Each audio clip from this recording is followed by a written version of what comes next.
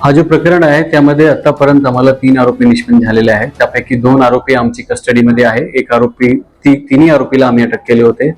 एक आरोपीला सुरुवातीला अँटिसिपेटरी बेल भेटली होती. त्याची अँटिसिपेटरी बेल सुद्धा आम्ही कोर्टाला रिक्वेस्ट करून ती रद्द केलेली आहे आणि सध्या 2 आरोपी आमचे 1 ऑगस्ट पर्यंत कस्टडीमध्ये आहे. जे लोकांनी हा कृत्य केलं होतं सगळे लोक आमचे ताब्यामध्ये आहे, कस्टडीमध्ये आहे. त्यामध्ये आणखी काही आरोपी निष्पन्न होण्याचे चान्सेस आहेत? चान्सेस आता तपासावर आहे. तपास जसं जसं निष्पन्न झाला तर आम्ही तुम्हाला नंतरची इन्फॉर्मेशन देऊ. काही मागणी केली आहे त्या आरोपासंदर्भात? मुलीला आम्ही प्रोटेक्शन दिलेलं आहे. बाकी इतर तपास चालू आहे. मुलीची जशी मागणी असेल तर आम्ही त्याला आपली मदत सहकार्य करू. त्या तपासमध्ये आतापर्यंत आम्ही 3 आरोपी अटक केलेले आहे. एक आरोपीला अँटिसिपेटरी बेल भेटली होती, त्याला अपोज करून आम्ही कोर्टाकडून त्याची पण पोलीस कस्टडी घेतलेली आहे. 2 आरोपीची आमच्याकडे पोलीस कस्टडी 1 ऑगस्टपर्यंत आहे आणि एकूण 3 आरोपी सध्या निष्पन्न झालेले आहेत, त्यांना आम्ही अटक केलेलं आहे आणि सध्या तपास चालू आहे. आणखीन कोण लोकांचा सहभाग होता ते तपासाचा भाग आहे.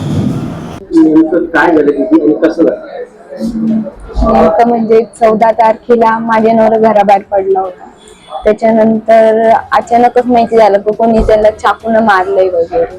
ते माहिती झाल्याच्या नंतर आम्ही सगळे झाडाखाली गेलो बघायला की काय झालं काय नाही. चौकापर्यंत गेलो तर मला चौकापुढे कोणी जाऊ दिलं नाही. चौकापुढे कोणी जाऊ दिलं नाही. माझ्या नवऱ्याला रिक्षामध्ये टाकलं आणि डायरेक्ट घाटीमध्ये नेलं.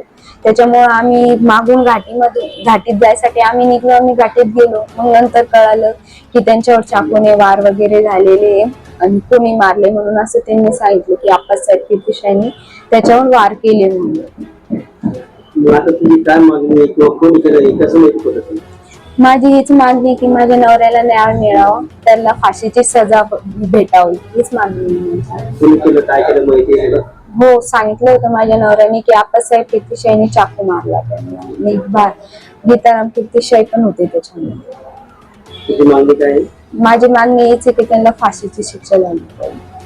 काय नाव आहे तुझं? माझं नाव विद्या आमिष.